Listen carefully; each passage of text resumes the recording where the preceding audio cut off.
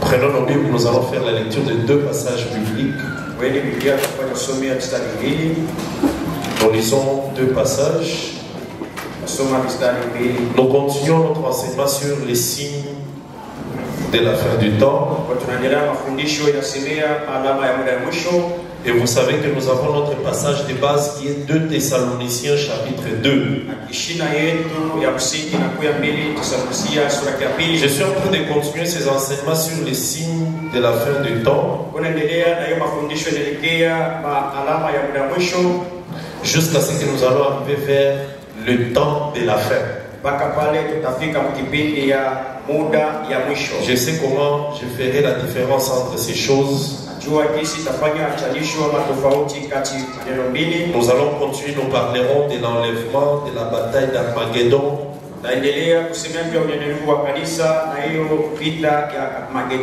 Nous parlerons de toutes ces choses, de la bataille de Gog et Magog. La fin des temps, où la fin des temps se termine avec les jugements derniers, pour aller dans l'éternité où il n'y a plus de temps. Lisons d'abord de Thessaloniciens chapitre 2. Nous allons lire notre passage, mais nous n'allons pas commencer au verset premier comme on commence chaque fois. Je prends aujourd'hui le verset 5 et le verset 7. Jusqu'au verset 7. 2 Thessaloniciens 2, versets 5 à 7. Et après nous allons lire Apocalypse chapitre 13. Alors je commence avec 2 Thessaloniciens chapitre 2, 5 à 7. La Bible dit ceci. Ne vous souvenez-vous pas que je vous disais ces choses lorsque j'étais encore chez vous?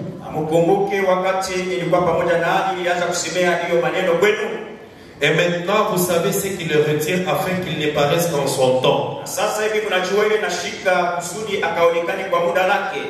Car le mystère de l'iniquité agit déjà. Il faut seulement que celui qui le retient ait disparu. Alors paraîtra l'impie, lui que le Seigneur Jésus détruira par le souffle de sa bouche, et qu'il anéantira par l'éclat de son avènement.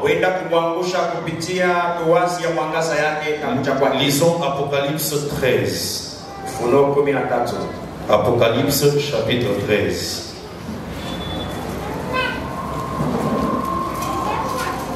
Je lis au nom de Jésus-Christ. Je commence au premier verset. Puis je vis monter de la mer une bête qui avait 10 cornes et 7 têtes.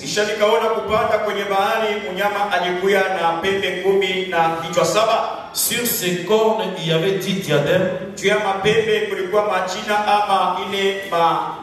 Non, des diadèmes c'est comme des couronnes. Comment on va interpréter ça?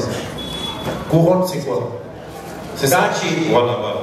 Sur ses cornes il y avait 10 diadèmes. Sur ses têtes il y avait des noms de blasphème.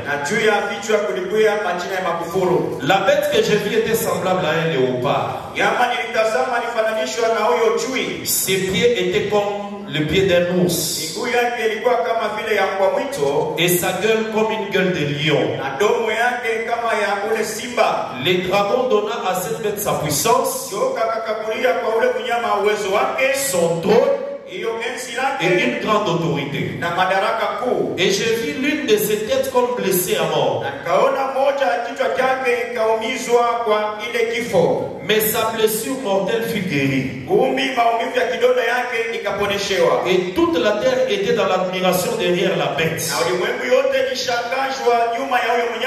Ils adorèrent les dragons parce qu'il avait donné l'autorité à la bête. Et ils adorèrent la bête en disant: qui est semblable à la bête, et il peut combattre contre elle. Il lui fit donner une bouche qui proférait des paroles arrogantes et des blasphèmes, et il fit donner le pouvoir d'agir pendant 42 mois. Que le Seigneur vous bénisse. Nous pouvons nous asseoir. Je voudrais qu'un peuple élu et saint acclame encore très très fort pour le Seigneur. Que le Seigneur soit loué, qu'il te bénisse. Ce matin, je voudrais que tu me suives. Ce matin, je voudrais vraiment que tu me suives. Parce que c'est un enseignement très important. Toujours dans le signe du temps de la fin. Aujourd'hui, je vais parler sur le mystère qui agit déjà. On avait déjà parlé sur le mystère de l'iniquité. Mais aujourd'hui, je parle du mystère qui agit. Mais pour t'aider, toi qui peut-être n'as pas suivi depuis le début, je voudrais juste en 5 minutes revenir sur quelques points. L'église doit être enseignée. C'est bien à des moments quand nous parlons des choses de la nature, des choses physiques. Nous parlons de la bénédiction matérielle.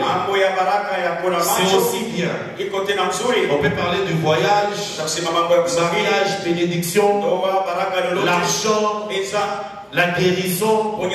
C'est bien. Mais quand nous parlons aussi des choses qui concernent les royaumes, parce que je vous dis la vérité, bien aimé, l'argent, les voyages, les mariages, ça ne concerne pas les royaumes. Ça concerne la vie sur la terre. Et je vous dis, bien aimé, il ne faut jamais venir à l'église parce que tu dois chercher l'argent. Tu viens à l'église parce que tu veux le voyage. Il y a des gens qui se donnent à Dieu parce qu'il y a quelques jours des examens d'État. Il y a des personnes quand ils rencontrent des moments difficiles, c'est quand ils s'attachent fortement à Dieu. Ce sont des erreurs graves. On ne cherche pas Dieu pour les biens matériels. On cherche Dieu pour la vie éternelle, pour le salut de l'âme. Maintenant, en cherchant Dieu, le Seigneur t'accordera ce que tu cherches aussi. Pourquoi? Je vous dis, il y a des personnes qui reçoivent le mariage sans avoir prié. Sans prier. Il se marie sans prier. Il travaille. Il ne connaît même pas Jésus. Il construit des maisons. Il ne connaît rien de la parole de Dieu. Il a déjà voyagé dans le monde. Donc il ne faut pas réduire Dieu à ces choses-là. Amen. Voilà pourquoi l'église, comme l'épouse du Christ, doit beaucoup aimer les enseignements. Il faut vraiment aimer qu'on te dise qu'est-ce que tu es, où est-ce que tu vas, qu'est-ce qui t'arrive après. Ce sont des choses que tu dois désirer.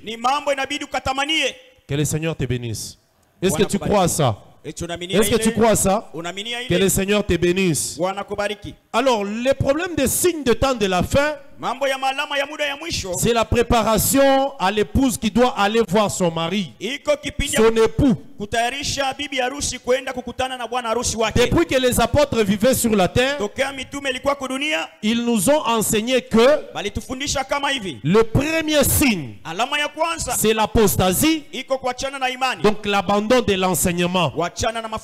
Et ça, nous sommes en train déjà de vivre cela. Nous vivons que les gens sont en train d'abandonner l'enseignement.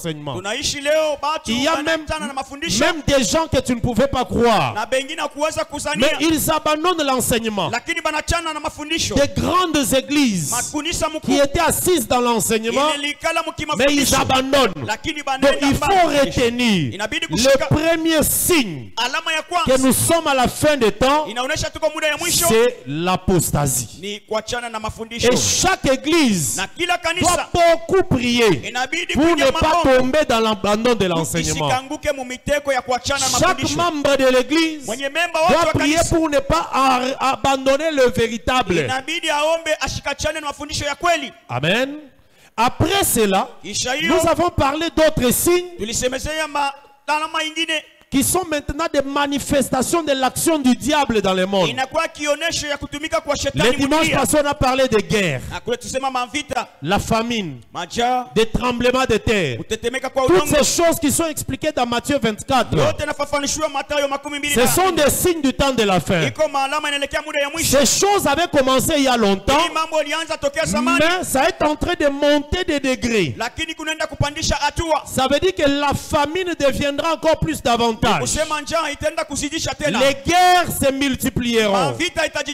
La paix ne sera jamais dans le monde. Je vous dis que dans le monde il n'y aura jamais la paix. Même l'ONU va chercher à bricoler. Vous verrez que des gens qui veulent instaurer la paix seront combattus. C'est ça même le monde. Regardez ce que la Bible dit dans Ésaïe 18. Ésaïe 18, je lis juste une portion dans Ésaïe 18. Je crois que c'est là. La Bible dit ceci. Ésaïe 18. Écoutez, le verset 1. La Bible dit: terre où retentit les cliquetis des armes. Vous voyez comment Ésaïe a défini la terre? C'est la définition de la terre. Là où retentit les cliquetis des armes. Et ça restera comme ça. Malgré la présence des autres rois, des présidents de la République, des organismes sur la terre. Il y aura toujours des cliquetis des armes. Ça restera comme ça. Même si nous faisons quoi? Même si on parle de la démocratie. La démocratie d'abord elle-même, c'est le contraire de la pensée de Dieu. Les gens disent toujours Dieu est démocrate. Dieu n'est pas démocrate. S'il était démocrate, il y allait y avoir, il n'y aurait pas l'enfer. Dieu a sa position. Il donne dans le monde. Tu respectes, tu es sauvé. Tu ne respectes pas, tu n'es pas sauvé. Dans la démocratie, les gens expriment ce qu'ils veulent. Alors sur la terre, c'est le cri des armes. Jusqu'au retour de Jésus, les choses ne changeront pas. Les gens mourront de faim. Les puissants vont dominer les faibles. Les gens vont faire travailler des personnes sans le payer le salaire. C'est ça la terre. Ce sont des signes qui montrent que la parole de Dieu ne ment pas. Sur cette terre, des maladies vont se multiplier. Vous tous ensemble, nous avions vécu des périodes où on a fabriqué la maladie. Donc on a fabriqué une maladie dans des laboratoires chimiques et on a répandu ça sur la terre. Nous tous nous étions enfermés dans des maisons pendant des mois et des mois. C'est ça le monde. C'est ça le signe du temps de la fin. Les laboratoires sont en train de travailler sur des armes atomiques. Il y avait des armes qui tuaient une personne, 2 personnes. Dans le temps, avec l'épée, on peut tuer une personne, 2 personnes. Et l'homme est en train de réfléchir comment je peux faire une arme qui peut tuer 500 000 personnes à la fois. Ça c'est l'homme qui réfléchit. Et il entre, il prend des matières. Il fabrique des armes qu'on appelle des armes atomiques. Il quitte les tops des armes atomiques. il entre dans des armes chimiques. Et on appelle ça des armes de destruction massive. Donc une arme qui peut tuer tout un quartier. Et ces choses-là, c'est l'ennemi qui est en train de marcher dans la prophétie. Et qui est en train de bien assurer le temps de la fin. Voilà pourquoi Esaïe appelle la terre les lieux où retentit les armes. Et ça ne changera pas. Tu peux prier pour te marier, tu peux prier pour travailler, mais sache que toutes ces choses-là sont éphémères. Il y a des gens qui jouissent de ces choses et après ils les laissent. Que le Seigneur te bénisse. Amen. Amen.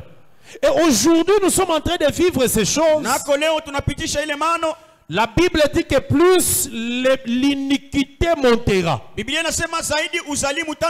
l'amour des plus grand nombre va diminuer. Amen. Quel amour? L'amour des choses de Dieu. Timothée, on lui dit ceci par Paul. Lisons. Lisons Timothée.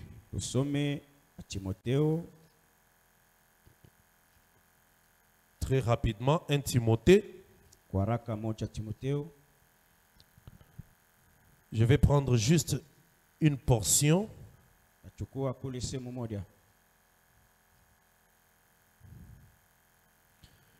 Non, prenons le 2 Timothée chapitre 3. Je vais aussi lire 1 Timothée. Commençons avec 2 Timothée 3. Verset 1er. Nous lisons au nom de Jésus. Mon frère, ma soeur, je veux que tu me suives. Ma soeur, ne me pousse pas juste à t'amener les enseignements sur tu seras marié, tu seras béni. Je t'informe que dans les cimetières là, il y a des gens riches qui sont partis, ils ont tout laissé. Alors, accepte que je t'enseigne ces choses. Amen. Amen. Que le Seigneur te bénisse. Verset 1er. Sache que dans le dernier jour, il y aura des temps difficiles. Car les hommes seront égoïstes. Vous voyez? Égoïstes. Ce sont des signes. Des gens sont égoïstes. Ils veulent tout gagner seuls. Et quand il dit les gens, ce n'est pas seulement en dehors des églises. Même dans l'église. Des ministres qui s'entretuent pour des biens matériels. Quelqu'un qui travaille avec des autres serviteurs, mais ces serviteurs ne bénéficient de rien. C'est ça l'égoïsme. C'est ça l'église du temps de la fin. Amis de l'argent. C'est grave. Quand on parle d'amis de l'argent, ça se manifeste même dans la vie de l'église. Quelqu'un qui aime trop l'argent, même le soutien de l'œuvre de Dieu, c'est difficile.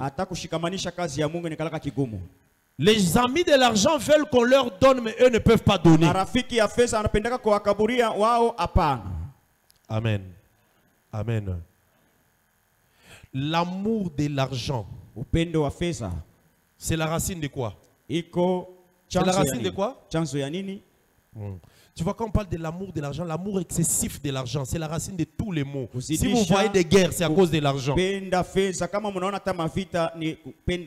gens qui ne s'entendent pas à cause de l'argent.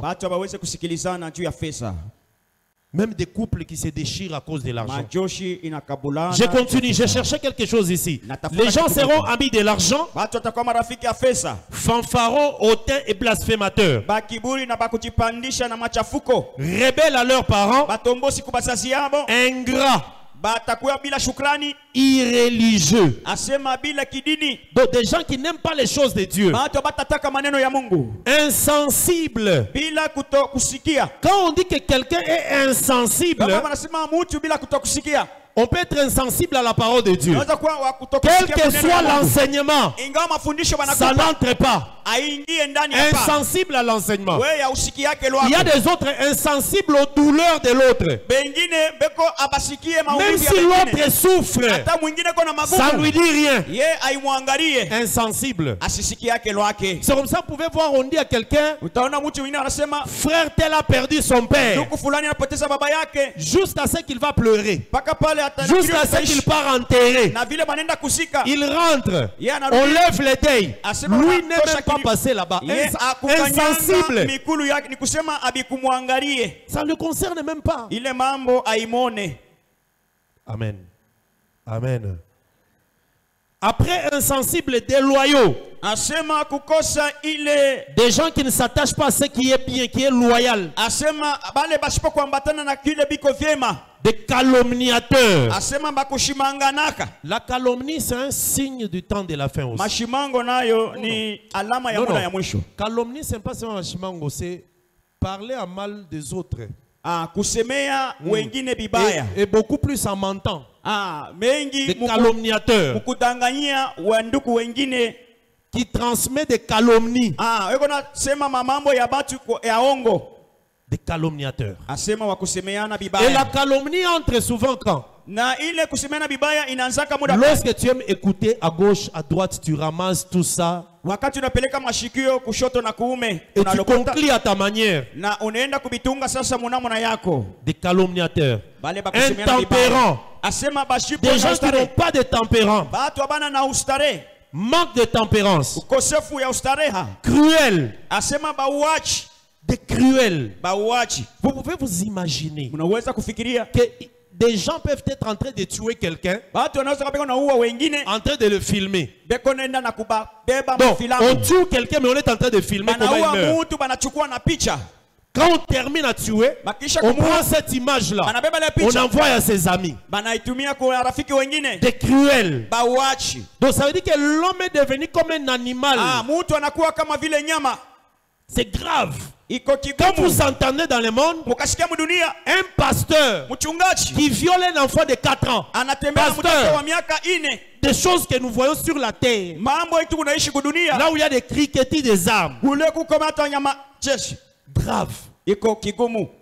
Des gens deviennent cruels, des ennemis des gens de bien. Verset 4. Des gens deviendront des têtes, des traîtres. Emportés. Emportés par quoi? Par des choses qui se passent dans le monde. Vous voyez, ici Paul dit seulement emportés. C'est fini. Des gens peuvent être emportés par la mode. La mode. Tout ce qui arrive là, ça emporte. C'est comme ça que vous voyez beaucoup de femmes dans l'église. Les sœurs aussi. Tout modèle d'habit qui apparaît, il entre dedans. Même si c'est court, il entre. Tout ce qui laisse la peau à l'extérieur, il entre. Emporté. Il y a des gens emportés par les réseaux sociaux. Comme les réseaux sociaux peuvent modifier le visage de quelqu'un. Elle aussi, elle entre. Il y a une application sur des téléphones. Quelqu'un prend son visage, il transforme ça, elle a une grosse bouche et de gros yeux. Donc, elle-même change son visage. Elle commence à parler comme quelqu'un qui est malade ou qui a un visage transformé. Vous voyez aussi un frère, une soeur qui entre dedans. Il met son visage, grosse bouche, de gros yeux. Elle met ça sur son statut. Donc, vous voyez, les réseaux sociaux emportent des gens. Ici, on a dit seulement emporter. Tout ce qui arrive. Amen.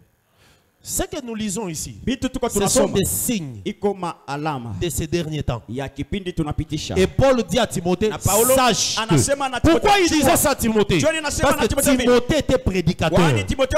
Il doit savoir quoi prêcher. Pendant que les gens sont emportés, on continue à leur prêcher sur l'argent.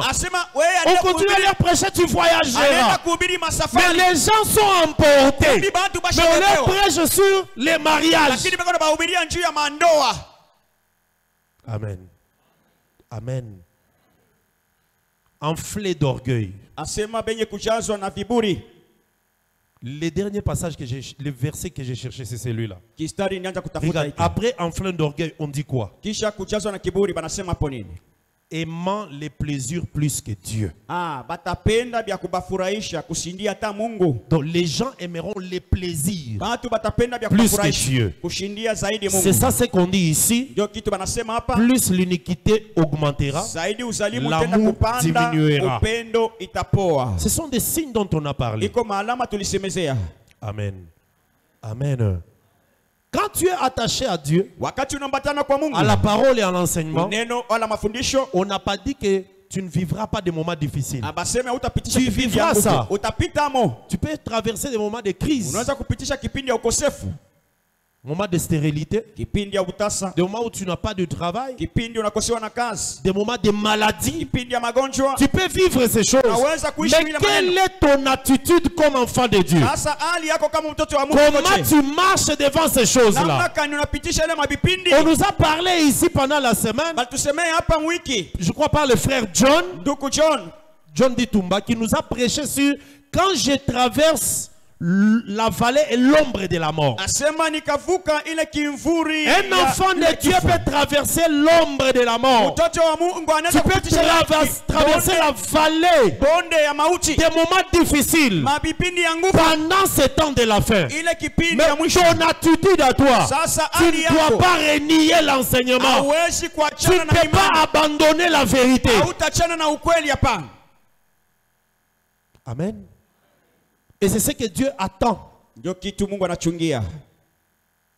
Allons maintenant dans l'iniquité qui agit déjà dont je parlais. Écoutez, toutes ces choses dont on est en train de parler, qui est à la base de cela? C'est le diable lui-même. Satan. La Bible dit que le diable sait qui n'a pas beaucoup de temps, animé d'une grande colère. Ça c'est dans Apocalypse 7. Ça concerne le temps où l'église sera déjà partie. Mais je prends cette partie-là, je reviens avec aujourd'hui. Le diable sait qu'il n'a pas beaucoup de temps. Et le diable sait qu'il sera jeté un jour au feu. Et qu'est-ce qu'il fait? Il multiplie des stratégies pour emporter plusieurs personnes. Ma soeur, mon frère, ne te laisse pas emporter par des choses qui sont dans ce monde. Ça te prendra peu de temps seulement. Mais l'âme, quand elle est perdue, c'est fini. Jésus-Christ dit, que servirait à l'homme de gagner tout, mais de perdre l'âme? C'est ça la chose la plus importante. Amen. Maintenant le diable fait quoi? Il se cache et il travaille. Mais il travaille par des hommes et il travaille par des esprits. Tu ne verras jamais le diable physiquement. Tu ne le verras pas. Mais il est en action. Il est en train d'emporter des gens. Amen. Amen. Je vais illustrer par quelque chose et puis nous allons continuer. Le roi Nebuchadnezzar, c'était le roi de Babylone. Suis-moi très bien parce que j'arrive là et je vais prendre Apocalypse 13. Lorsque Israël a péché, le roi Nebuchadnezzar est venu prendre avec son armée. Ils ont emporté les enfants d'Israël sont partis en captivité à cause du péché. Je t'informe aussi, souvent quand il y a des péchés, Dieu peut te prendre et te rendre esclave d'une situation. Amen. Amen. Le roi Nebuchadnezzar était puissant.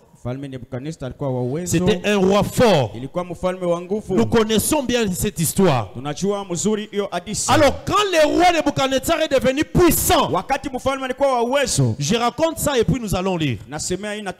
Il commençait à vivre avec orgueil. Il se disait, c'est moi qui ai construit ce royaume. Je suis devenu puissant. Dieu m'a donné toutes choses.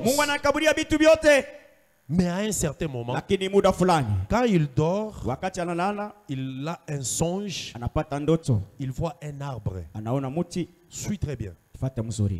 Dans le songe, il voit l'arbre et il voit à un moment un ange qui descend et qui coupe l'arbre.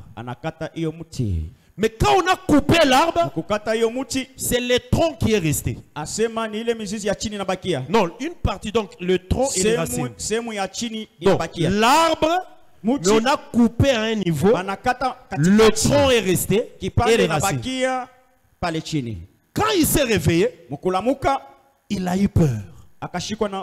Il s'est posé la question, ce songe veut dire quoi? Il a cherché des sages de son royaume, des magiciens, pour lui expliquer ce songe-là.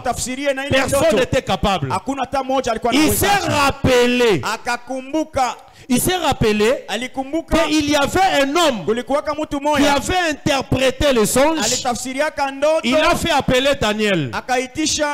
Daniel est venu. Il a expliqué à Daniel. Et Daniel a donné l'interprétation. Ce que je vous dis, c'était d'abord le songe. Daniel a dit ceci. Cet arbre que tu as vu là, c'est toi. Mais tu t'es beaucoup élevé. Alors l'Éternel Dieu a coupé l'arbre. Ça veut dire que c'est toi qu'on va couper. Tu quitteras ton royaume et tu deviendras une bête. Et tu iras vivre dans la forêt. Tu commenceras à manger l'herbe comme le bœuf. Ça c'est l'explication de Daniel au roi Nebuchadnezzar. Mais Nebuchadnezzar lui-même dit, quelques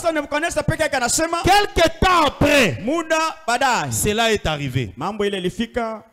Et Nebuchadnezzar, qui était un homme, un roi, mais on lui a donné le cœur d'une bête. Et il est allé vivre dans la forêt pendant 7 ans. Là, ce n'est plus dans le songe, dans la vérité. Nebuchadnezzar était allé dans la forêt. La Bible dit que ses ongles avaient poussé comme les ongles des aigles. Et il a passé 7 ans dans la forêt comme une bête, mais son royaume était toujours là. Pendant que lui était dans la forêt, personne n'était devenu roi, mais lui était devenu comme une bête. Avant que je n'avance, lisons. Que le Seigneur te bénisse. Je répète, que le Seigneur te bénisse. Lisons Daniel chapitre 4. Frère John, est-ce qu'on peut aller rapidement? Parce que je voudrais vraiment que je puisse ressortir ma pensée ici. Une pensée ici. Daniel chapitre 4. Nous lisons très rapidement, mais essaye de comprendre aussi l'histoire en question. Toi, écris ce chapitre 4, je vais sauter des versets. Verset 1, la Bible dit: Nebuchadnezzar, roi de tout le peuple, aux nations, aux hommes de toute langue. Donc il écrit aux nations et aux hommes de toute langue qui habitent sur toute la terre. Il dit que la paix vous soit donnée avec abondance. Il m'a semblé bon de faire connaître les signes et les prodiges que le Dieu suprême a opéré à mon égard. Verset 4. Moi, Nebuchadnezzar, je vivais tranquillement dans ma maison. Est-ce que bien aimé, toi qui as la Bible, tu peux lire avec moi? Je veux que nous puissions vous maliser. Tu as la Bible, lisons. Verset 4. Moi Nebuchadnezzar, je vivais tranquille dans ma maison. J'étais heureux dans mon palais. J'ai eu un songe qui m'a effrayé. Les pensées dont j'étais poursuivi sur mon lit et les visions de mon esprit me remplirent d'épouvante. Alors j'ordonnais qu'on fît venir devant moi tous les sages de Babylone, afin qu'ils me donnent l'explication du songe. Alors les magiciens, les astronomes et tout, je leur dis le songe, et ils ne donnèrent point l'explication. En dernier lieu, se présenta devant moi Daniel, qu'on appelle Belshazzar d'après le nom de mon Dieu. Verset 10. Voici les visions de mon esprit. Pendant que j'étais sur mon lit, j'ai regardé et voici il y avait au milieu de la terre un arbre d'une grande hauteur. Cet arbre était devenu grand et fort. Son sommet s'éleva jusqu'aux cieux. Et on le voyait des extrémités de toute la terre. Je prends le verset 13. Tu liras ça calmement à la maison. Moi je fais comme ça pour t'aider. Mais c'est une belle histoire. 13. Dans les visions de mon esprit que j'avais sur mon lit, je regardais et voici un de ceux qui veillent et qui sont saints descendus des cieux. Il cria avec force et parla ainsi: abattez l'arbre, coupez ses branches, secouez les feuilles et dispersez les fruits, que les bêtes fuient de dessous cet arbre, qu'ils fuient, qu'ils quittent sous l'arbre, parce que cet arbre donnait l'ombre, et les oiseaux puissent quitter du milieu de ses branches. Écoutez le verset 15. Mais laissez en terre les troncs où se trouvent des racines. On coupe l'arbre, mais laissez juste les troncs là où il y a les racines. Et liez-les avec des chaînes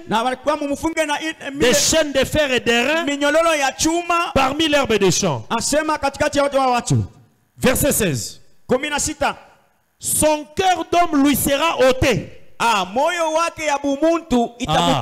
cet arbre là avec un cœur d'homme, mais ce cœur là lui sera ôté, et un cœur de la bête lui sera donné. Ça c'est très intéressant. Quelqu'un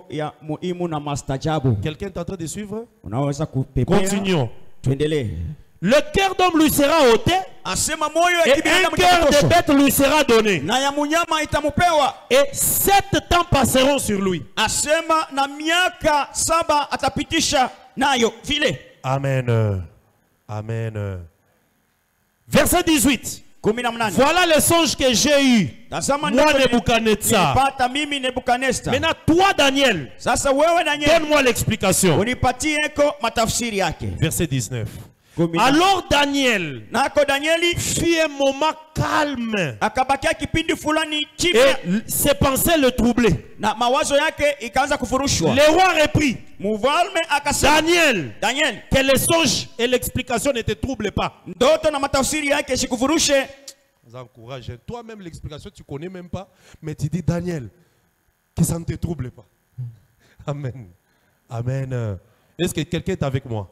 Quelqu'un est avec moi? Que le Seigneur te bénisse. Je continue. Ne te dérange pas, cette lecture va t'aider à comprendre ce que je vais dire après.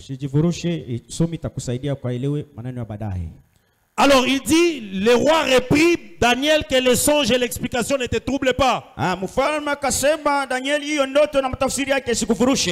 Daniel répondit, mon Seigneur, que les songes soient pour tes ennemis et l'explication pour tes adversaires.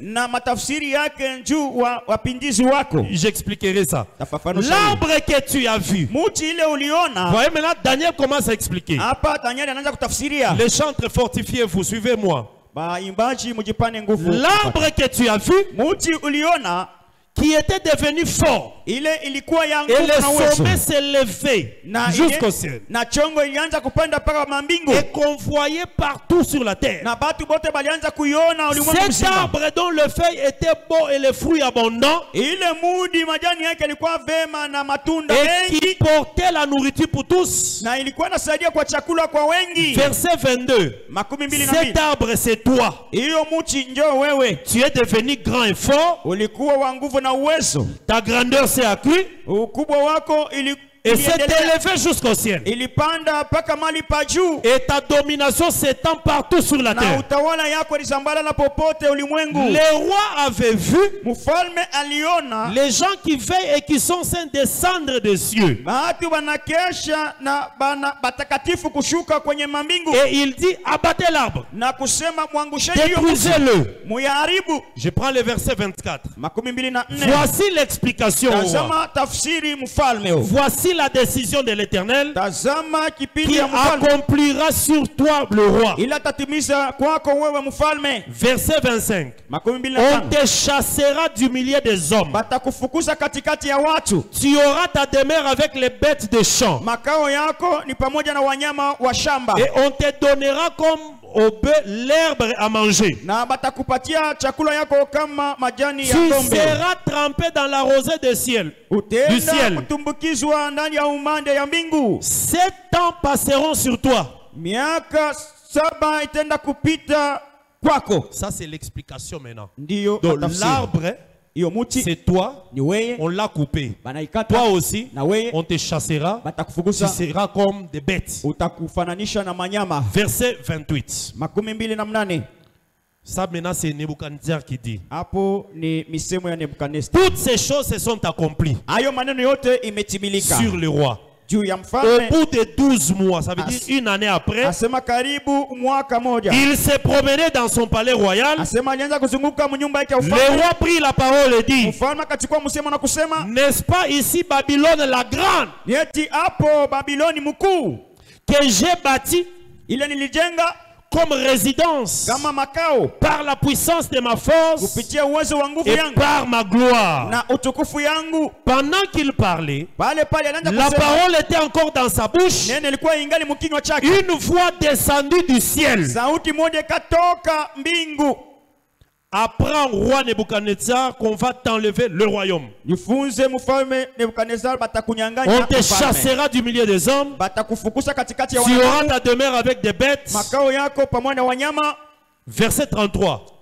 Pendant que la voix parlait Nebuchadnezzar, au même instant, la parole s'accomplit. Nebuchadnezzar fut chassé du milieu des hommes. Il mangea l'herbe comme le bœuf.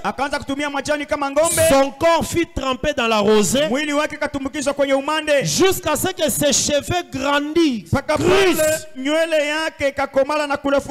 comme les plumes des aigles.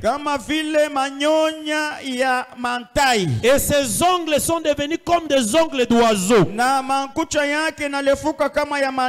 Après le temps marqué, moi, Nebuchadnezzar, j'ai levé les yeux vers le ciel. Maintenant, reviens vers moi. Que le Seigneur te bénisse. Quelqu'un peut acclamer très fort. Est-ce que tu peux acclamer très fort? Qu'est-ce que je voudrais dire ici après cette longue lecture? Nebuchadnezzar, c'est l'image du diable.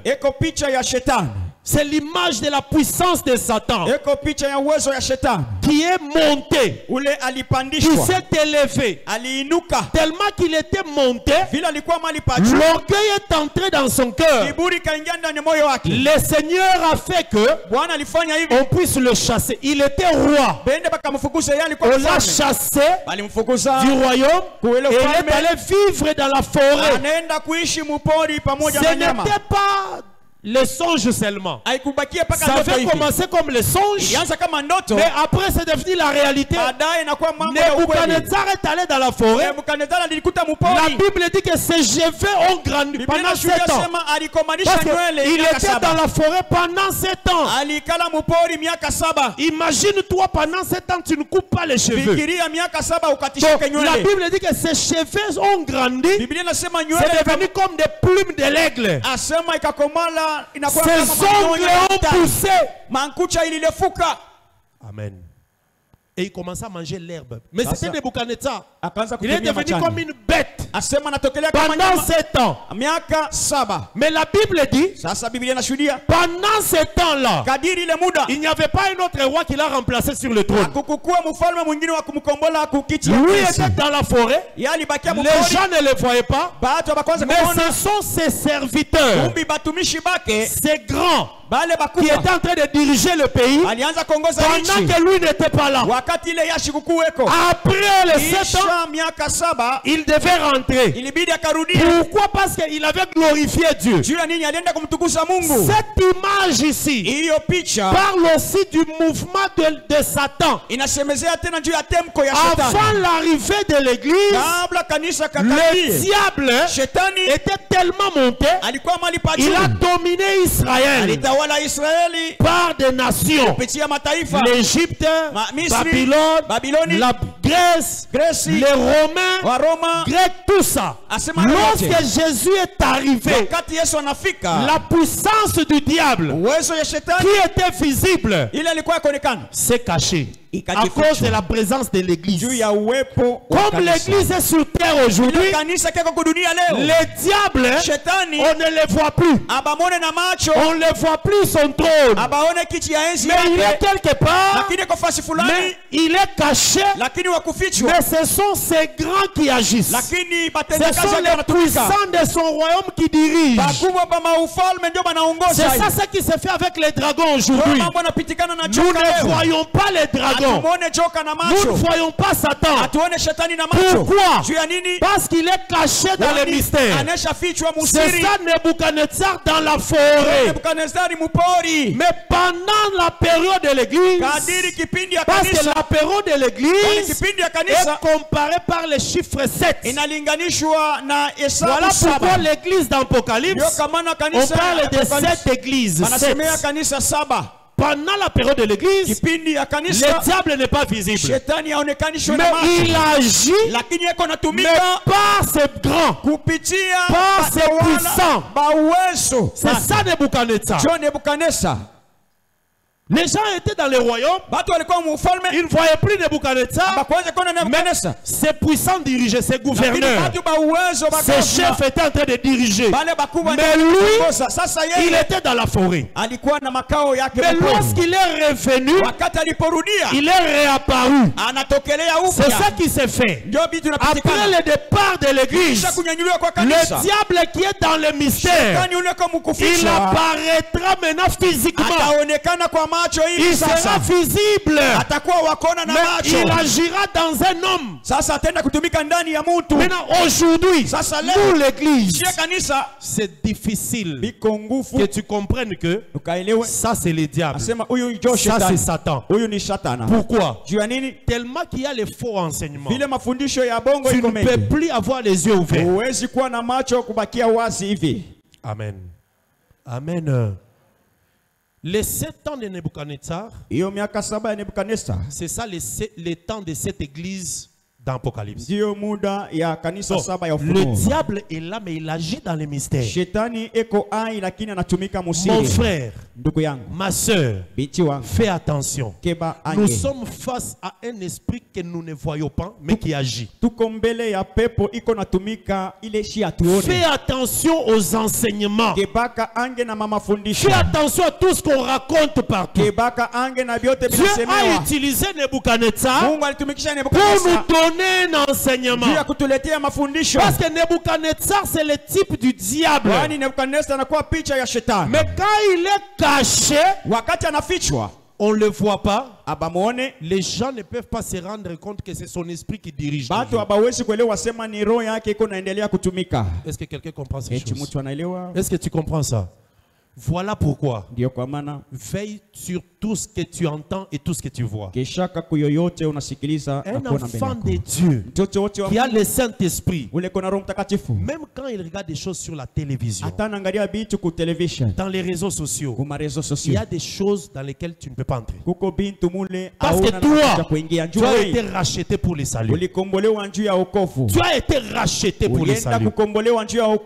Il y a des choses dans lesquelles, si tu n'arrives pas, il faut te retirer de certaines choses. S'il y a des choses qui t'entraînent dans les mêmes péchés, il y a des gens qui sont sortis de certaines applications de la téléphone, sont sortis de là. Certaines personnes n'ont plus Facebook, Instagram, des choses qui amène toujours les péchés. C'est ça. Quand la parole dit, si l'œil droit risque de t'entraîner dans l'enfer, enlève-le. Qu'est-ce que ça veut dire? Les choses qui t'entraînent dans le péché, tu dois aller loin de cela. Le monde ici, toutes les choses qui se font, il y a un esprit derrière. Tout. Je dis bien tout ce qui se fait a un esprit derrière. Aujourd'hui, le diable est en train de contrôler le monde par la culture, par les habitudes, par la technologie. Mais qu'est-ce que l'Église est en train de prendre comme position? Jésus-Christ lui-même dit que le diable sera tellement puissant qu'il opérera même des prodiges et des miracles jusqu'à entraîner les élus s'il était possible. Ça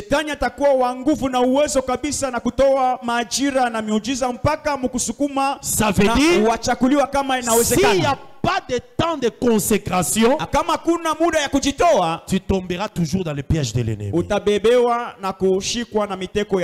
Toujours dans le piège de l'ennemi. Amen. Amen. Aujourd'hui là, Nebuchadnezzar n'est pas assis physiquement sur le trône. Il est dans la forêt. Mais le royaume Babylone continue à fonctionner. C'est pour ça que la Bible dit le mystère agit. Pendant combien de temps? Pendant l'époque de cette église sur la terre. Apocalypse 13, regarde. Là où nous étions, Apocalypse 13.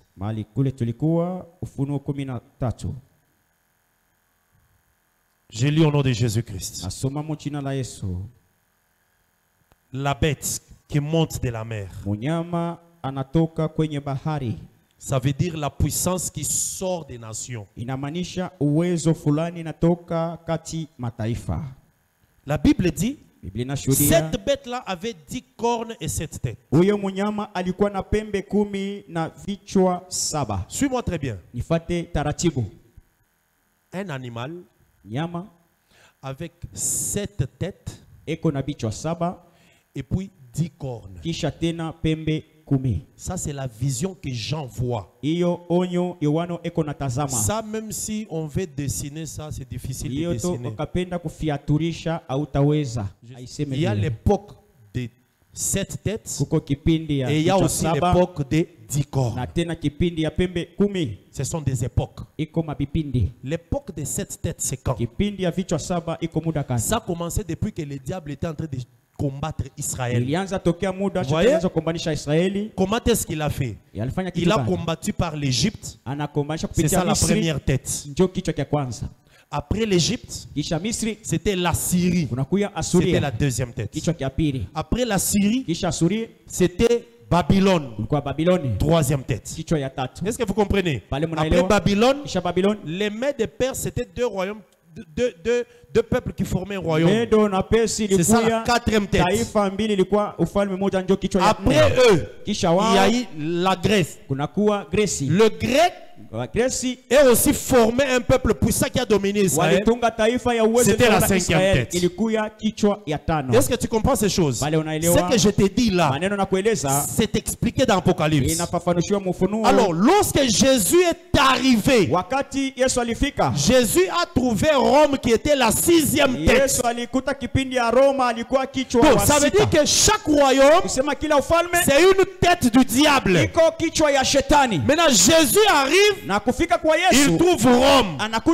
Rome là, c'était la sixième tête. Amen. Est-ce que vous comprenez? Maintenant, quand Jésus meurt et il part, pendant qu'il part, il y a la tête maintenant qui se blesse. Quelqu'un comprend ça? Est-ce que tu as compris? Je reprends. Amen. Fais ça. Les mamans ne disent pas l'enseignement, tu dois être enseigné sur l'Apocalypse aussi. Je reprends, je dis ceci. Le diable, lui, a commencé à combattre les peuples de Dieu Israël. Mais il a commencé par l'Égypte. Sachez que c'est l'Égypte qui dominait Israël. C'est ça la première tête du diable. Quand l'Égypte est tombée, c'est la Syrie qui s'est levée. Pour l'Égypte, nous connaissons que ça se trouve dans Exode, vous connaissez. Après maintenant, c'est la Syrie. Si vous lisez le livre des rois, c'est la Syrie. La Syrie, je n'ai pas dit Syrie, mais Assyrie, parce qu'il y a une différence entre Syrie et Assyrie. Alors la Syrie, c'était la deuxième tête. La Syrie a été renversée par les Mèdes et les Perses. Vous devez être enseigné de ces choses ici. C'est très important. Maintenant, le Mède et Perses, quand ils se sont levés, ils sont devenus puissants. Babylone est venu les renverser. Babylone a commencé à dominer. Troisième tête. Égypte, Assyrie, Babylone. Quelqu'un comprend? Après maintenant Babylone, maintenant le Mède et Perse, c'est ça? Oui, le Mède et Perse ont renversé Babylone. Ce que je vous dis, ça est dans Ésaïe, ça est dans les livres des rois. Après maintenant les Mèdes et Perses, c'était maintenant la Grèce. Les Grecs se sont levés. Ils étaient puissants avec un grand roi que nous connaissons, Alexandre le Grand. C'est à partir de lui que Mèdes et Perses est tombé. Ce que je dis là, ça est dans Daniel 8. Là où tu lis dans Daniel 8, on dit qu'il y a eu le bouc qui se battait avec c'est quoi, les béliers. C'était la guerre entre Grèce et Médo-Perse. Alors, la Grèce a eu la puissance. On est arrivé au 40e royaume, 5e. Parce que Grèce, c'est la 5e tête. Ce sont les têtes que vous voyez ici dans l'Apocalypse 13. Donc, une tête s'élève, l'autre la fait tomber et s'élève. Une autre tête s'élève. Toi, tu vas croire que quand Babylone est en train de renverser Assyrie, tu vas croire que ce sont des ennemis. Non, c'est toujours les têtes du diable, mais qui sont en train de se renverser l'une après l'autre. C'est comme aussi doctrinalement comme ça. Tu peux être dans l'église, tu vois deux sœurs qui se chamaillent. Maintenant tu les appelles au bureau pour trancher les problèmes. Toi, tu crois que l'une est bonne, l'autre est mauvaise. Non. Toutes les deux sont dans la sorcellerie. Amen. Toi, tu vas regarder, tu dis non, comme il se chamaille, ça veut dire l'une doit être un enfant de Dieu. Non. Ici, Assyrie, c'est elle fait tomber Babylone. Pardon, Égypte. Babylone vient, fait tomber Assyrie. Les mains de Perse viennent. Donc, quand tu tranches les problèmes devant les gens, il faut avoir le Saint-Esprit. Amen. Toutes les deux là peuvent être dans la sorcellerie. C'est comme ça les boucs et les béliers se battaient. Mais toutes les deux ce sont les têtes du diable. Alors nous sommes à la 40e tête. 5e tête, la Grèce. 6e tête, ce sont les Romains. Les Romains se sont levés, ils ont renversé la Grèce. Et se sont levés. Pendant ce temps-là, c'est quand Jésus est né. Donc Jésus, quand il est venu sur la terre, il a trouvé la 6e tête. Quelqu'un comprend ça? Est-ce que tu comprends ça? Que Dieu te bénisse. Parce que tu profites quand même à apprendre aussi ces choses. Maintenant, la 6e tête là, qui est Rome. Jésus était là, il marchait, il faisait l'œuvre de Dieu. Qu'est-ce que les Romains ont fait? Les Romains ont tué Jésus. Ouais.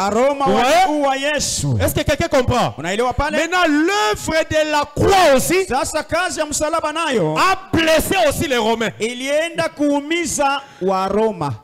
C'est ça maintenant Genèse 3. Genèse 3 dit ceci. La postérité de la femme va te mordre les talons. Mais la poste... Non, oui, c'est ça, non? Oui, écrasera la tête. Voilà, donc la postérité de la femme écrasera la tête. Mais les serpents aussi va mordre les talons. Donc, pendant que la femme est en train de mordre les talons, les talons aussi est en train d'écraser la tête. Est-ce que quelqu'un comprend ça? Je reprends encore clairement. Donc, la femme a une postérité. La femme c'est Ève. Cette postérité-là, c'est Christ. Quand il viendra, son pied, les pieds de la postérité de la femme va écraser la tête du serpent. Mais le serpent aussi, pendant qu'on l'écrase, lui aussi va mordre les talons qui l'écrasent. Maintenant, les talons, c'est quoi? Les talons, c'est l'autorité. C'est le pouvoir. Sans talons, tu ne sauras pas te tenir bien debout. Maintenant, on a mordu les talons à la croix. Jésus est mort. Mais lui aussi, il a écrasé la tête du serpent. C'est là la croix que nous avons été sauvés. Parce que la tête du serpent a été écrasée. Mais le serpent aussi l'a mordu. Amen. Que le Seigneur te bénisse. Maintenant, quand le serpent, on écrase la tête. On l'a écrasé à la 40e tête du dragon. Ça veut dire, le dragon qui est le serpent, quand Jésus est arrivé, il a trouvé que 5 têtes étaient déjà parties. Quelqu'un comprend ça? Est-ce que quelqu'un comprend ça? Nous sommes dans l'enseignement. Hein? Nous sommes dans l'enseignement. Fais un peu ça. Que Dieu te bénisse. Alors, c'était à la 6e tête que Jésus arrive. Et puis maintenant, la tête là, le blesse. Lui aussi. Donc, la tête a eu aussi la blessure. À la 6e tête. Maintenant, quand la tête a eu la blessure, la tête est devenue faible, elle s'est cachée dans les mystères. Maintenant, cette époque ici, nous sommes à l'époque où la 6e tête est blessée et elle agit, elle est cachée dans les mystères. C'est ça cette époque. Est-ce qu'on peut lire ça? On peut lire ça? Lisons Apocalypse. Que Dieu te bénisse. Que Dieu te bénisse. J'aime l'enseignement. J'aime ces choses. Je lis Apocalypse 17. La Bible dit ceci. Apocalypse 17.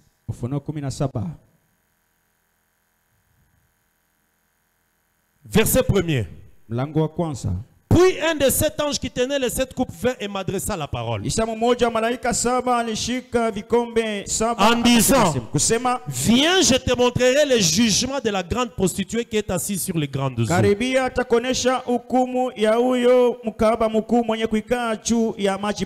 Vous voyez, la prostituée est assise où? Sur les eaux.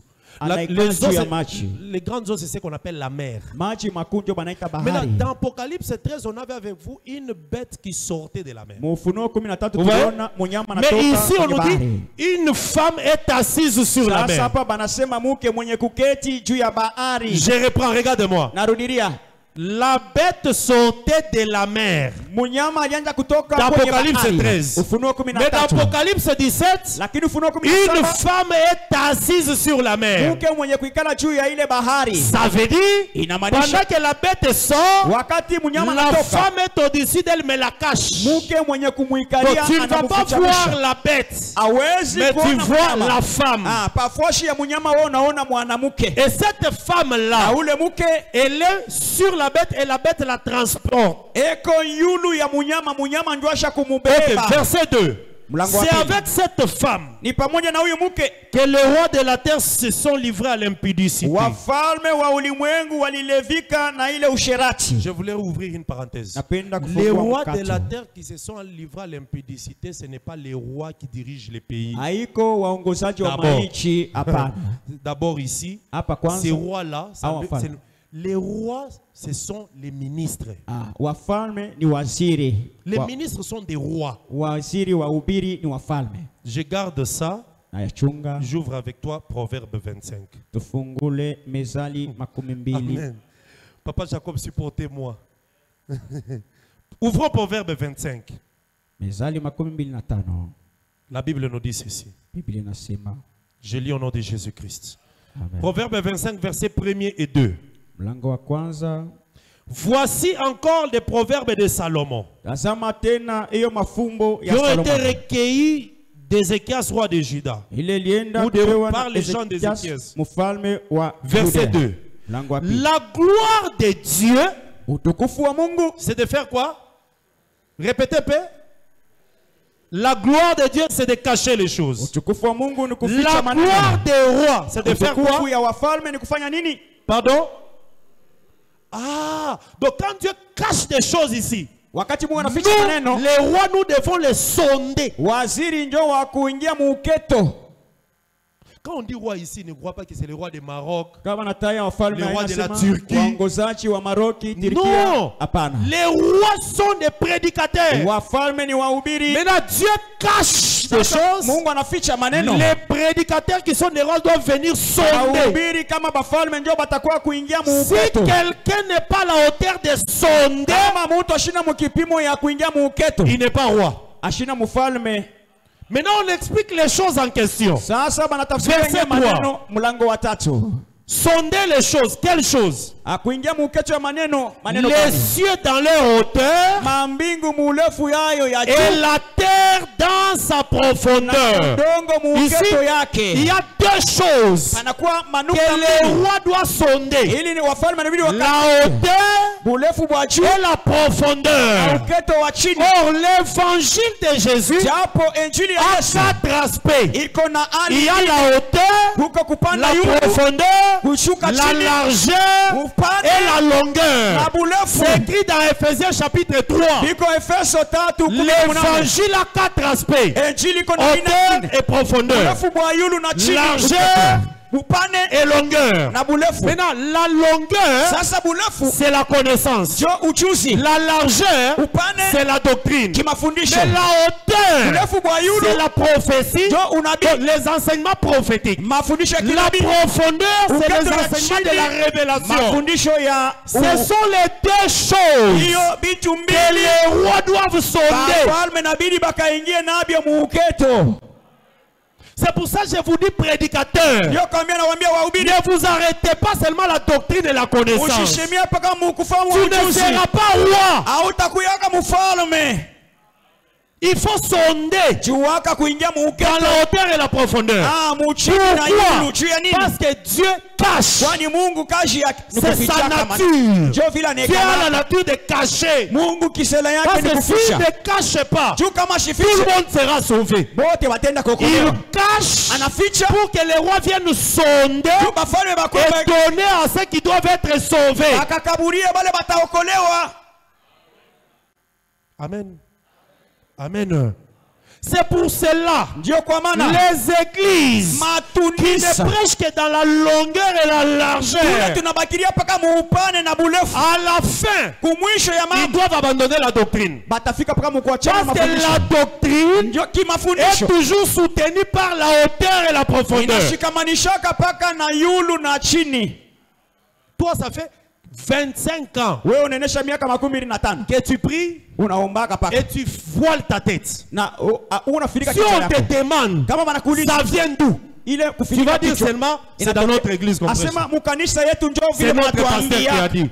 Est-ce que c'est le pasteur qui a dit? Voiler la tête, ça ne vient même pas des apôtres. Hein? Il faut aller dans la hauteur pour aller voir d'où ça vient. Amen. Amen. Éphésiens. Je n'ai pas oublié Apocalypse. Hein? Allons dans Éphésiens. La Bible dit ceci. Éphésiens.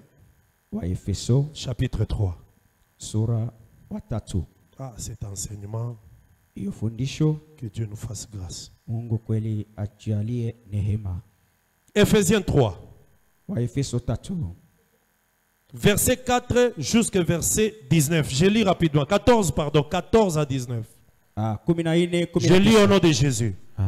À cause de cela, moi, Paul, j'ai fléchi des genoux devant le Père. C'est du Père que toutes les familles de la terre tirent le nom. Écoutez le verset 16. Paul fléchit les genoux, il dit quoi? Il prie pourquoi? Verset 16. Afin que Dieu vous donne, selon la richesse de sa gloire, d'être puissamment fortifié dans son esprit, dans l'homme intérieur, en sorte que Christ habite dans vos cœurs par la foi, afin que, étant enraciné et fondé dans l'amour, que vous puissiez comprendre. Dans le souci de Paul, que vous puissiez comprendre quelle est la largeur, la longueur, la profondeur et la hauteur, et connaître l'amour de Christ. Donc, tu ne peux pas connaître Jésus seulement dans la longueur et la largeur. Ça, ce n'est pas Jésus. C'est pour cela Proverbe dit, Dieu cache des choses pour que les rois viennent sonder. Mais ils vont sonder quoi? Pas la largeur, pas la longueur, mais la hauteur et la profondeur. Parce que dans la largeur, quand on te dit, il ne faut pas te marier à deux femmes, il n'y a rien à sonder là-bas. Il n'y a pas à sonder. Qu'est-ce qu'on a caché là-bas? Il n'y a pas quelque chose à sonder. Tu ne dois pas voler. Tu vas sonder quoi là-bas dedans? Ne fume pas. Tu vas sonder quoi? C'est ça la largeur. C'est ça la doctrine. Quand on te dit le baptême, c'est au nom du Père, du Fils et du Saint-Esprit. Mais quand on a écrit au nom, on a écrit nom au singulier. Oui, au nom, il n'y a pas S. Père, Fils, Saint-Esprit. Là maintenant, quand tu regardes les noms, il n'y a pas S. Donc, tu comprends que c'est un seul nom, mais pour les trois. Là, c'est la connaissance. Qu'est-ce qu'il y a à sonder là-bas? Il n'y a rien à sonder. Maintenant, quand on vient, on te dit David a tué Iri. Il a pris sa femme. Ils ont eu un fils. Maintenant, tu te demandes, c'est un péché ou ce n'est pas un péché? Mais entre-temps, David, c'est l'homme selon le cœur de Dieu. Là, donc, il y a un sondé. Ça veut dire, David là, ce n'est pas David. C'est Jésus. Il élimine la loi. Il récupère l'épouse qui est sous l'église. Tu vois, c'est ça sondé. Pourquoi? Parce que Dieu a caché. Maintenant, quand toi tu vis, tu dis bon, Babylone, on les a maté à Moko, bon, tout ça. Vanda. Quand Dieu cache, aux yeux en côté, aux olobao, yo kanisi omona. Wakati Mungu anaficha au ipate, unaona sio utamwona. Amen. Amen. Frère John, rentrons dans Apocalypse 13, on va bientôt terminer. Sasa hivi tutamaliza, turudie Ufunuo 13. J'étais parti loin. Tulienda mbali, tunarudia tena. Amen. Que le Seigneur te bénisse. Bwana kubariki. On était dans Apocalypse 17, hein? Tulikuwa Ufunuo 17. Je viens ici. La Bible dit ceci. Verset 2. C'est avec cette femme que les rois de la terre se sont livrés à l'impudicité. Maintenant, demandez-moi, cette impudicité-là, c'est quoi? Parce que les rois de la terre sont des prédicateurs. Maintenant, l'impudicité que ces femmes ont fait avec cette femme, ou que les rois ont eu avec cette femme. Cette femme ici, c'est tout un système religieux. Mais qui est représenté par une église sur la terre. Et cette église-là a aussi des filles. Toutes les églises qui n'ont pas l'enseignement des apôtres, ce sont des filles de cette femme. Maintenant, et la femme et ces églises forment ce qu'on appelle Babylone la grande. Amen. Même s'ils ont des noms différents, est-ce qu'une maman qui a beaucoup d'enfants peut leur donner le même nom? Mama ule anasala batoto wa mingi bota tewapanga njina moya. Tu as 12 enfants, maman, est-ce que tu peux leur donner le même nom? Batoto 12 bota patoka na china moya. Il y aura Sylvie, Nathalie, Annie, la mère de l'Éternel. Tout ça. Tu vois, c'est ça, tu vois. Mais là, tous ces noms-là, quand tu entres dans leur sang, tu trouves que c'est le sang de la maman. C'est ça avec les églises qu'il y a sur la terre. La mère de l'Éternel, l'œil de Jésus, l'écho de Dieu, la petite sœur de Nathalie. Toutes ces églises-là, ce sont des filles qui ont différents noms, mais avec une seule mère. Amen. Maintenant, l'église du Seigneur Jésus elle n'est que unique. Mais elle a aussi des filles. Et les filles là, leurs noms sont dans des écritures. Tu trouveras dans les écritures. Église de Dieu, église de saints, église des élus. Donc d'abord, ce sont des noms que la parole a donnés. Et non les noms que les gens vont créer. Quand tu fais nommer une église, cherche les noms dans les écritures.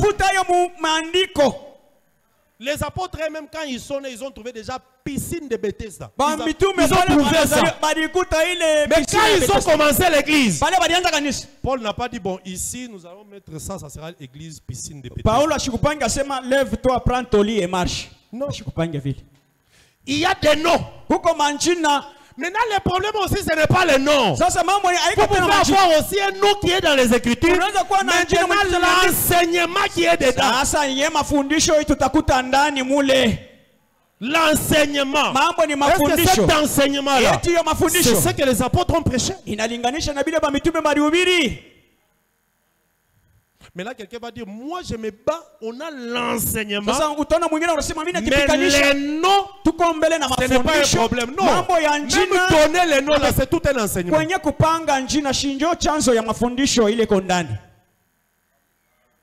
Amen. Amen. Que le Seigneur te bénisse. Maintenant, regarde ici, on dit ceci. Je suis ici. Verset 4. Apocalypse 17, 4. Cette femme-là, elle s'est enivrée avec les habitants de la terre. Donc là, quand on parle de elle a commis l'impudicité, c'est les faux enseignements. Tout ministre qui va dans l'enseignement qui est contraire à l'enseignement de Jésus, c'est un roi qui fait l'impudicité avec cette femme. On ira très loin avec ces choses. Le Seigneur va nous éclairer. Je prends rapidement verset 4. Cette femme était vêtue de pourpre, d'écarlate, elle était parée d'or et de pierres précieuses. Elle tenait dans sa main une coupe d'or remplie d'abominations et d'impuretés de sa prostitution. Tu vois? Imaginez-vous une coupe, mais dans la coupe on trouve la prostitution dedans. Quelqu'un peut comprendre ça? Donc la prostitution, ça est dans la coupe. Nous comprenons alors que la prostitution là, c'est l'enseignement. Parce que l'enseignement, on doit la manger ou la boire. C'est ce qu'il y a dans la coupe de cette femme, l'impudicité. Elle marche avec sa coupe, elle fait boire le roi de la terre. Chaque roi qui boit, lui aussi va donner aux habitants de la terre. C'est ce que la Bible dit là-bas. Donc, si on t'a fait boire l'impudicité de cette femme-là, même si tu caches ça dans le ventre, pendant des années, oh, la fête de Noël c'est un péché. La fête de Noël c'est un péché. Tellement que ça est dans ton ventre. 20 ans après, tu vas fêter Noël. C'est comme ça que tu vois beaucoup de pasteurs aujourd'hui, ils sont dans le Noël, dans la Pâque, dans la Pentecôte. Ils n'étaient pas là avant. C'était déjà dans le ventre. Maintenant ça doit sortir. Nous ici, on nous a jamais fait boire quelque chose. Ça ne sortira pas. C'est ça. Coupe de l'impudicité. Quand quelqu'un change l'enseignement, c'est quelque chose qui est sorti de la coupe qu'il avait bu. Amen. Verset 5. Sur le front de cette femme, on a écrit un nom, Babylone la Grande. Amen. Bon, je vais prendre rapidement pour expliquer les problèmes de la tête que je disais. Regardez les versets ici. Verset 7. L'ange me dit, parce que quand Jean a vu cette femme-là, Jean était étonné. Maintenant l'ange lui dit, pourquoi t'étonnes-tu? Suis maintenant. Je te dirai le mystère de la femme et de la bête qui la porte, qui a les 7 têtes et les 10 cornes. Vous voyez? Est-ce que quelqu'un a compris? Maintenant, on veut expliquer à Jean les problèmes de 7 têtes et 10 cornes. Verset 8. La bête que tu as vue, elle était. Elle est. Elle n'est plus. Quelqu'un comprend ça? Non, je pose la question. Est-ce que quelqu'un comprend? On dit à Jean, la bête que tu as vue là, elle était, elle est, elle n'est plus. Vous voyez? C'est comme ça nous aussi nous disons toujours, Jésus était le même hier, aujourd'hui, éternellement. Donc la bête aussi a trois positions. Elle était, elle est, elle n'est plus. Qu'est-ce que ça veut dire? Continuons. C'est le verset combien? Pardon? 8. Ah, que Dieu te bénisse, tu souilles, hein? La bête que tu as vue était, elle n'est plus, mais elle doit monter de l'abîme. Et elle doit aller à la perdition. Les habitants de la terre,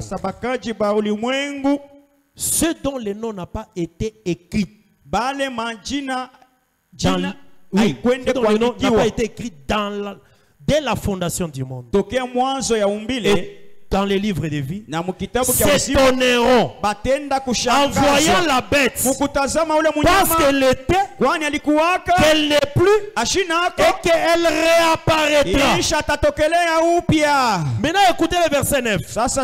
C'est ici l'intelligence. C'est ici l'intelligence qui a de la sagesse. Les 7 têtes sont 7 montagnes sur lesquelles la femme est assise. Verset 10. Les 7 têtes sont aussi 7 rois. 5 sont tombés.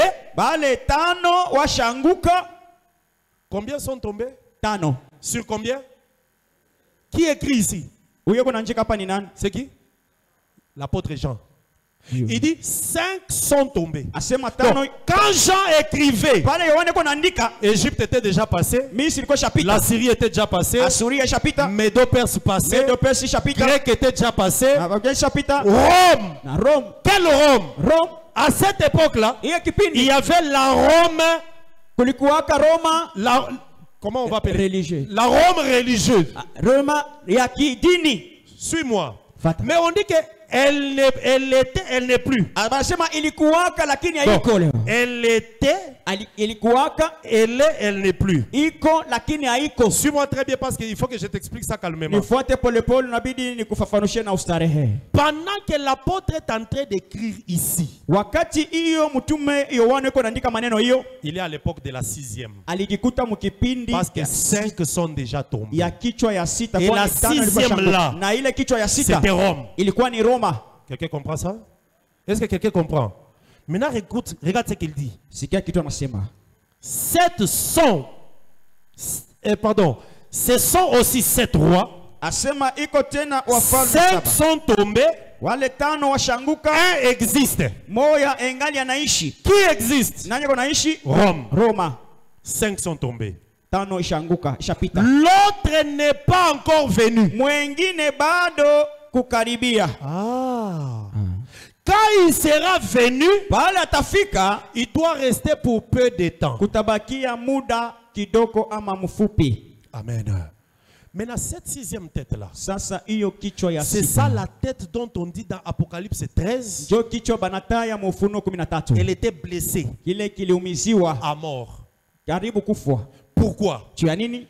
Apocalypse 17, c'est qu'on dit ici, ça vient avant Apocalypse 13. Parce que c'est dans Apocalypse 13 qu'on a blessé la tête. Pendant qu'on l'a blessée, elle s'est cachée, ne fait plus voir. À cause de la plaie. Qui l'a blessée? C'est l'œuvre de la croix qui a fait tomber Rome. Cette Rome païenne. Aujourd'hui, nous sommes avec Rome religieuse. Rome religieuse. C'est ça la grande église. Amen. Pourquoi? La Rome païenne a été blessée.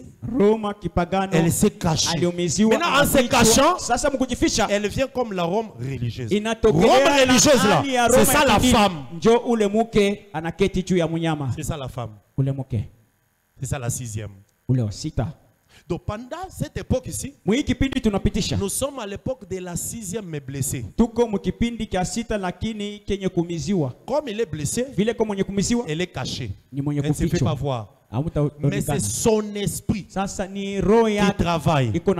C'est ça Nebuchadnezzar.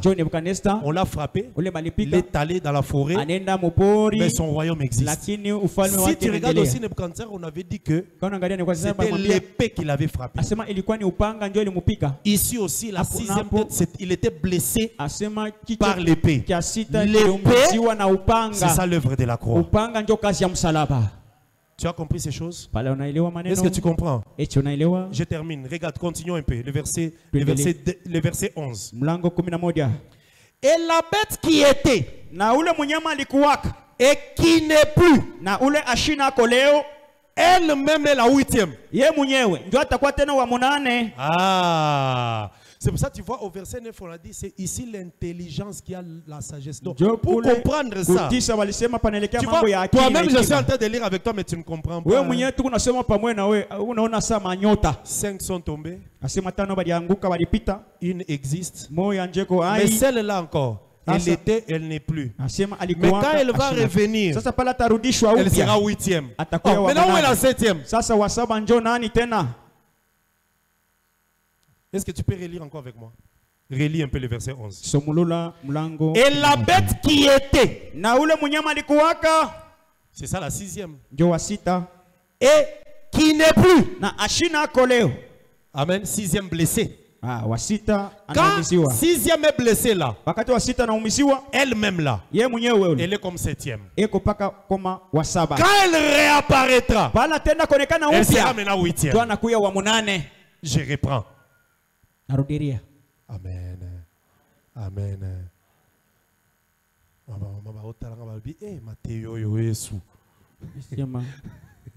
Amen. Amen. Oh, ces enseignements, mon Dieu, c'est clair. Jésus arrive, il trouve Rome. 6e. Mais quand il meurt, Rome aussi se blesse. Et il se cache. C'est ça notre époque. L'époque où Rome est caché ici, c'est cette 6e là, mais qui est 7e, parce qu'elle a changé de statut. Elle était normale avant qu'elle se blesse, 6e. Quand on la blesse, elle se cache, elle est 7e. Quand elle va réapparaître après le départ de l'église, elle devient maintenant comme 8e. Toi, tu vas croire que c'est 3. Non, c'est la même. Elle était. Elle n'est plus, elle va réapparaître. Quand elle réapparaît, elle devient 8e. L'église est déjà partie. Parce qu'à cette époque, la 6e blessée, c'est ça la 7e.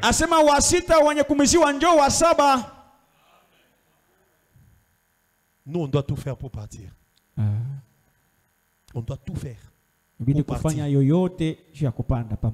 termine le verset 11. Et la bête qui était et qui n'est plus est elle-même un 8e roi. Et elle est du nombre de 7. Vous voyez? Regardez. Il y a 5 personnes ici. Moi aussi je suis là comme 6e. On fait tomber les 5. Maintenant moi 6e je suis là. Tout le monde me voit. Après on me frappe. Je sors. Je reste là. Pendant que je suis parti, mon esprit reste en train de travailler. Pendant que mon esprit travaille, c'est moi 6e, mais qui est maintenant 7e. Vous voyez? Vous comprenez? Quand ma plaie va terminer, je reviens.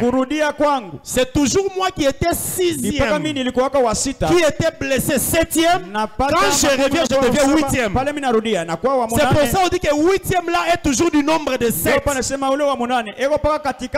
Ça veut dire Rome a pris 3 étapes. À l'époque de Jésus, Jésus est mort, l'œuvre tombe. Rome païenne devient Rome religieux.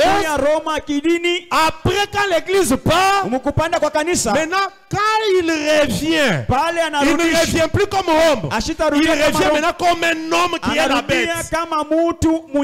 La bête est là. C'est ça le 8e, mais qui devient maintenant un homme. Mais là tu as compris, non? Mais là tu as compris. 6e il était royaume. Septième royaume dans les mystères. Quand il devient maintenant un homme. La bête qu'on appelle l'antichrist, ça sera un homme. Mais toute la puissance de l'Égypte sera en lui. La puissance de la Syrie, la puissance de Babylone, toutes ces puissances-là seront en lui. Ça sera un homme. Il va commencer à marcher dans le monde, il voyage. On le filme. Bon, je voulais dire, on va commencer à les voir. Nous, on ne va pas les voir parce qu'on ne sera pas là. Les gens vont commencer à les voir.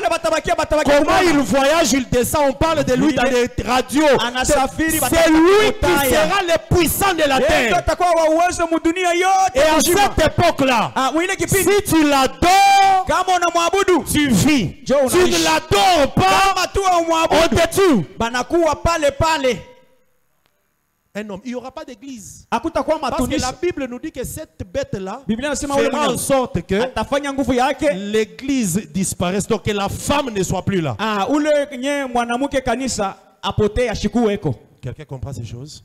Est-ce que quelqu'un comprend ces choses? Amen. Par ici que nous allons nous arrêter pour aujourd'hui. Maintenant, comme conseil, veille sur ta marche pour ne pas manquer l'enlèvement. C'est le grand rendez-vous. Tu rates l'enlèvement, c'est fini. C'est fini.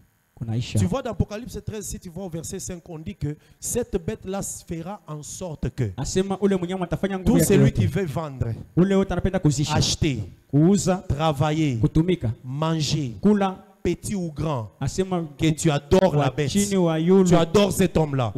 Si tu n'adores pas, on te tue. Je vais terminer par ça, lisons ça avec toi.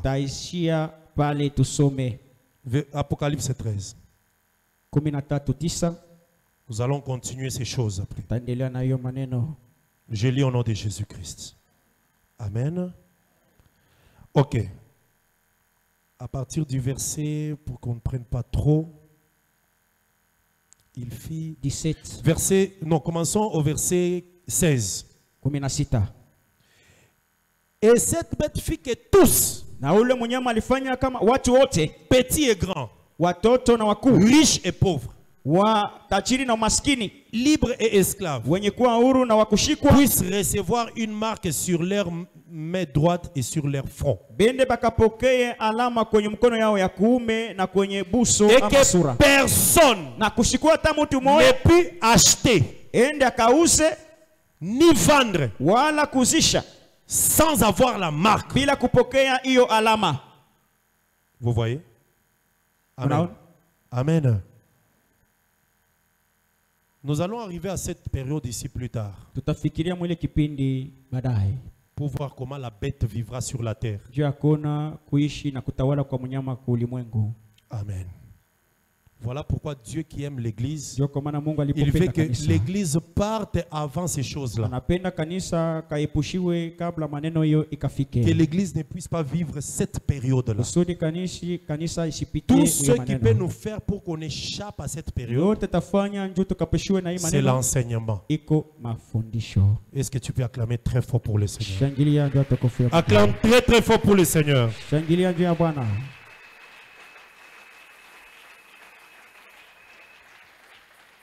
Que le Seigneur t'accorde ce que tu cherches. Que ce soit la guérison, que ce soit l'argent, la paix, la protection, la réussite. Que le Seigneur t'accorde cela parce que tu as suivi sa parole. Acclame encore très fort pour le Seigneur.